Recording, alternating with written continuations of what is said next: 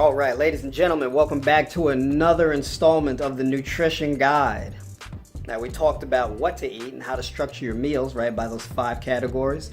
Now we're going to get into when to eat, right? In particular, we're going to talk about an eating window and a fasting window, okay? Now, before I get into all the details of that, I want to explain why this works and what is the importance of it, okay? Now, understand that something like weight loss, right? Weight loss happens when you recover from the illness of excessive weight gain and obesity, right? Obesity, fat retention is a dis-ease of the body. It is an illness, right? I gotta repeat that. It is not because you eat too much. It's because you're eating things that are causing you illness. All right, nobody gets obese over a nutrient-dense diet because they're eating too many healthy foods. That's not how that works, okay? So we got to recover. We got to heal from that. Now, time heals all wounds, but you have to allow the healing process. You have to allow the human body to heal itself, which the human body is very capable of. We don't need to take pills and antibiotics, right, and do any type of special treatments. Really, all we need to do is allow the body to heal. And ways that we can allow the body to heal is to put health foods into the body, right? Another way to do that is to eliminate toxins. And then another way to do that, which is the way I'm going to talk about today, is to give your body a break, to give your digestive system a break. A chance to recover, okay? Because now, in regards to the digestive system, it's either working and breaking down foods, right? Or it's not. When it's not working and breaking down foods, it is recovering. Does that make sense? So you're either working or recovering. It's the same thing if you're working out. You're going into the gym and you're tearing up your muscle and you're stressing your body, lifting heavy weights, moving around, working up a sweat, burning through all of this energy, right? That's work. That's a stressor, right? But when your workout is over and you eat a nice nutrient-dense meal and you go to bed at night, that's the recovery, right? The work is over. Now it's time for the recovery. And that's how we got to think.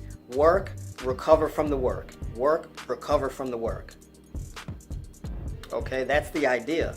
And so basically, with nutrient timing, what we're going to do is we're going to take that recovery window and we're going to stretch it out. We're going to expand it. We're going to increase the duration of the recovery window of that healing process. That's how we're going to do this, right? So, how do we do this? Why should we do this? Well, think about it this way. You're eating breakfast, lunch, dinner, snacks, things like that. You eat your last meal right before you go to bed, right? So pretty much your digestive system is working all day, every day, nonstop, up until the point that you go to bed, okay? And if you ate right before you go to bed, you're digesting food in your sleep, so your gut is still working. So now every day, 7 days a week, 365 days a year, your digestive system is constantly being stressed out. It's constantly working. No breaks. Just like anyone or anything, burnout is going to happen. The process is going to break down. Okay? That exhaustion is going to happen and then things stop working. People are struggling to lose weight because they're burnt out. Their digestive system, their gut is burnt out, right? Diabetes is a result of a burnt out pancreas, right? If you have adrenal fatigue, if you have PCOS, underactive thyroid, those are all issues of burnout, right? So we got to allow the recovery to happen. So stretching it out. A great way to do this is intermittent fasting. Now, intermittent fasting typically is you have an 8-hour eating window and then you have a 16-hour fasting window. You have all 16 hours to give your body a break, right? Or you can do 6 hours of eating, a 6-hour eating window, and 18 hours of fasting, right? 8 hours of eating, 16 hours of fasting, or 6 hours of eating and 18 hours of fasting, right? Hopefully I did my math right there. So what you can do is this eating window, you can just take that eating window and place it strategically, preferably in the middle of your day, right? So this would look like you start eating at 12 noon and you stop eating at 8 p.m. at night. Or you start eating at 12 noon and you stop eating at 6. Right? That's 6 to 8 hours. Or you can start eating at 1, finish eating at 9, or finish eating at 7. Right? You're just moving that window to wherever it works best. Typically what this involves is skipping breakfast. Okay? Now, I am a big fan of work before you eat. Work for your food. Typically what we do, we wake up first thing in the morning, what we do is we eat because we think, oh, we got to put the energy in, right, in order to operate. And that's actually not the case, because if you think about it, your body operates off the energy from the foods you ate yesterday, not the foods you ate today. It's not how that works, right? Because that digestive process takes time, right? All the nutrients and whatnot to get to wherever it has to go, it takes time. You don't just eat and then 15 minutes later, you got all the energy you need. It doesn't work like that, okay? I don't eat breakfast, right? And I work out fasted all the time. And my performance is through the roof, right? I outwork and outperform people who do eat breakfast. So breakfast is not mandatory, right? It's just whatever you get your body used to. So extending the recovery window, right? And that'll also give you a performance boost. Now there's things too with when you fast, it allows for brain regeneration. You develop insulin sensitivity. Everything just improves in the body because, again, that recovery period happens. So what if you have a difficult time skipping breakfast? What if you wake up starving first thing in the morning? You're hungry first thing in the morning, right? What I would suggest is wake up first thing in the morning, 20 to 24 ounces of water. Okay, put some lemon in there, some lime, whatever the case is. Anything that's low calorie, that's got some micronutrients in there, just to put something in the tank. Put some water in there. Get a little bit of simple energy in there.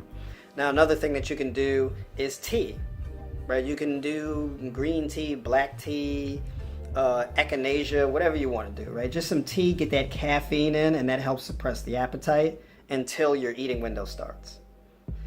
You can also do black coffee. I'm not really a big fan of telling people to drink coffee because coffee is very acidic, especially black coffee, right? So you're definitely not doing your body's pH level any justice by putting some really acidic coffee in there. But it'll give you tons of energy, so if you don't want to have the tea, you can do the black coffee.